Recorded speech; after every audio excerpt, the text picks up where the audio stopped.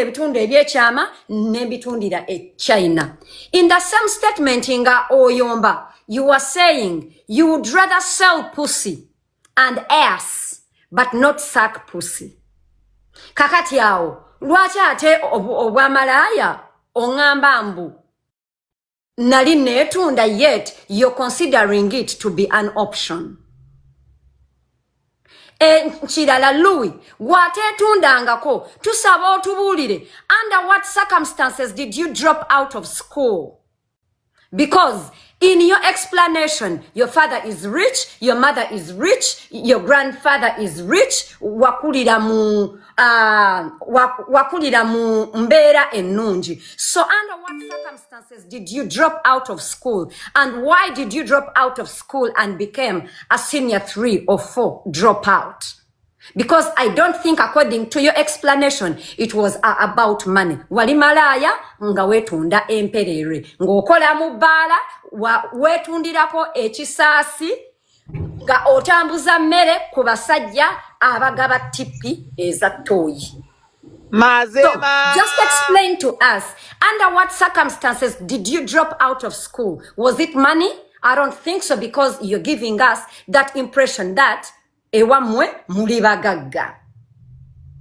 So under what circumstances gw'omwana omuto ow'abazadde abagagga sinti fees zaali zibuze? Under what circumstances did you drop out of school? And when you dropped out of school, what did you opt for?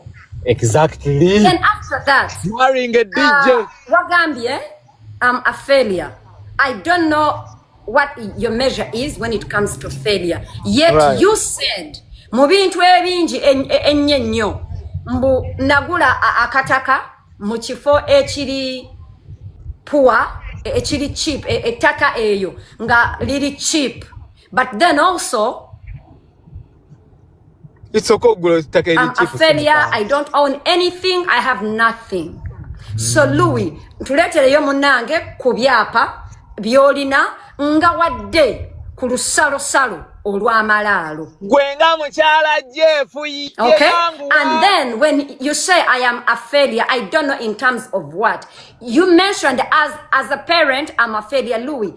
A failed parent is a parent that gets you fucked at 5 years of age. Yes, absolutely. And you never get justice until today. That is a failed parent. I guarantee you, over my dead body, nobody can ever molest my child. Yes.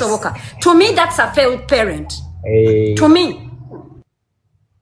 I won't even talk about your parents not educating you. I won't go over there.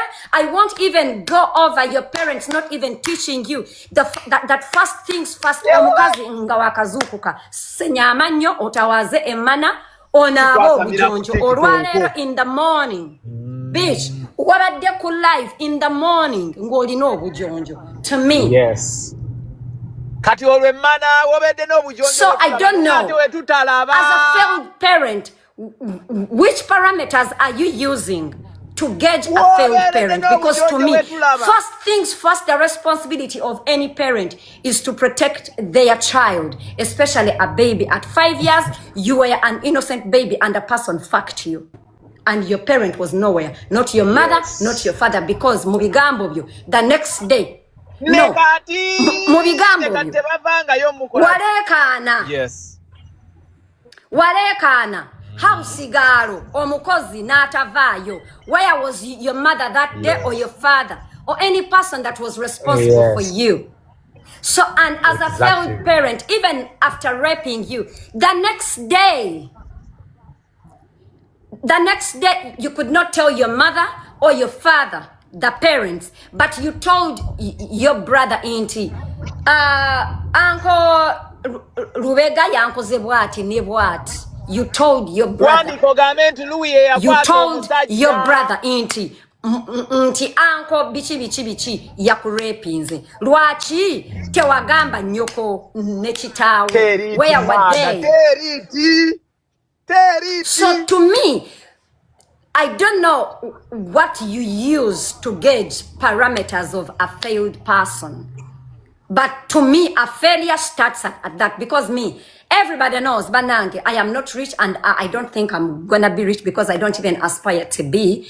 I aspire to be comfortable and I am comfortable where I am. However, Louis, my achievements is what I have done for myself that you will never know because you don't even have a right okumbuza chenyekoleddewo ng'omuntu and having abana bange and I educate them and I raise them.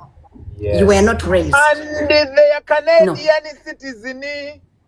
No. Just a reminder. You were not. So tuba n'ebintu ffe ng'abantu bye tukozesa like to measure success. So if I'm a failure, Louis, what are you? What is your father and what is your mother? What is a combination of the three? Your parent could not protect you as a child. They could not protect you as a girl child. They did not wakula bukuzi. Mwakulirawo. They did not educate you. Omwana w'omugagga nga bw'ogambye wagenda n'okola obwakadama. And then also, Louis, stop sugarcoating the fact that you were a house girl. Bwe bakujja e Kampala, okujja kusiimuula omwana ateesobola amazzi, omufumbira emmere, okumwalira obuliri, okumunaaza, okumumwa ebyoya, okumupaadinga, obeera house girl. So under what circumstances, omwana w'omugagga, did you not go to school and ended up like that? And when you came back, you gave birth for a man, still about me being a bad parent. When you came back and moved in, not even married. You moved in with a man after you had a baby with still another man that lives in the US. I don't know if he lives in the US, but there was a man that was sending fees. Like the kid is a problem kid. But you moved in with a man atazala mwana. That is your achievement. Akulabirire.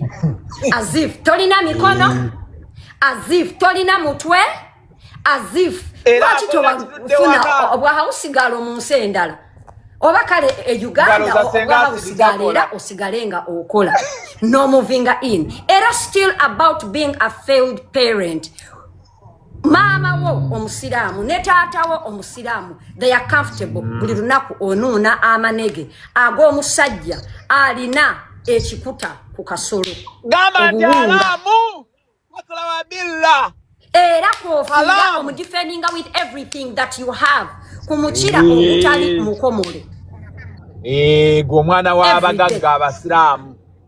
So talking about parenting, talking about failure, please explain to us under what circumstances did you become what you are today?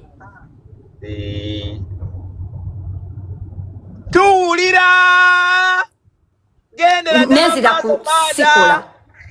Louis sikola. Abana bange balya, abana bange basoma ate wagambye business ya detox si yange. Business ya detox ya muganda wa hamu ate ogambye sikola.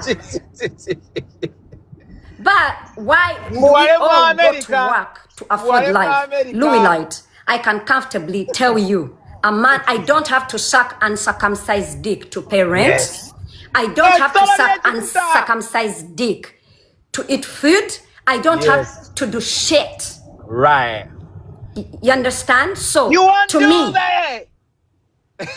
to me, sirina not kufumbirwa. Sirina kukombanga muchira gwa musajja omuli ogutali musale atali mukomole nga kwendira n'embizi naye nga ate ku macha nenda kugenda ku musaalo nsaale just because I need to eat. There is a video where you're saying omwana wange simusindise kusoma ninze taata we akomewo tanasasula fees because onobera mu obulamu pakadde. Look at your age mates. Omwana wazala wachinga tosobola musasulira fees. Gendo okole. Omwana wazala wachinga tosobola musasulira fees. By the way, Louis, there is something else that people have to take note. Wagambye ogeza n'onvumira abaana. Louis, olina abaana bameka. Ekintu ekyo wakiddinganya olina abaana bameka, olinayo abaana b'okweka. wagambye ogeza n'onvumira abaana olinayo bameka because tumanyi omu you kept insisting ogeza n'onvumira abaana wazze n'ogamba mubeereeyo buli muntu eyasomako akimanyi mbuno amalusu tebagateeka mu kasolo kafuna infection Luwi ekisooka tewasoma so when we are talking about issues of okusoma please don't talk about that but then also Luwi nga Jeff akuzina bubi takugwa bakuli neda sister muneda kati akukola ki wamma nebuuza nebuuza lwaki tosula mu buliri bwoyo guy because ojja ku live tukulabako ku live ne tugamba munange omusajja is a selector ali mu bbaala akola kumacho omusajja wayina okukomerawo munange obeera tonna n'aba bujonjo nategedde omusajja akuzina bubi takugwa bakuli because wavumiridde nnyo okukomba akasolo Jeff kombo mukazi akasolo akafunemu mukombe n'ekyuto amanye mbuno omusajja atagwa bakuli oba okuzinibwa nga tebakugudde bakuli musango obeera okubyewo shadow katikiro tukulapera Luwi anyesinga owunye mana maybe that's why bawo tayagala kola ki kugwa bakuli amuwanda nibannanga abakyala abali mu nyamawunyo abakyala abali mu comment eriyo omukyala ayagala okuzinibwa nga tebamukombyeko ku musino okujjako nama and then I want to address this Luwi I don't think olinayo akavidiyo kange nga nsi yag'omukazi I don't think olinayo akavidiyo kange nga nkomba omukazi ebijanjalo Luwi unless you really have experience and a gaida where do you get the illusion that nzina abakazi I don't think it is actually there I'm wondering where do you get the illusion because mbera ne queen because queen abera wa I don't know atane chidala I also had you say mbuno abana bo bakuziza bubi obalaze mbuno it's okay okwebaka ku mukazi munno mbogane wega tambunga abana I think me I don't have a right to tell anybody on earth how they use their private parts because many of you muri bachala in straight relationships babazina amatako but then also I want to ask you Luwi, where do you get a right to tell anybody how a child should be raised when you were not raised as a child? Senga sidiju. Where do you get the right to tell a person how a child should be raised when you were not raised? I heard you say imbu omusajja gwe walese mbu olina ebitundu bye ebyekyama mbu nga alina akasolo katono mbu that's why namuvaako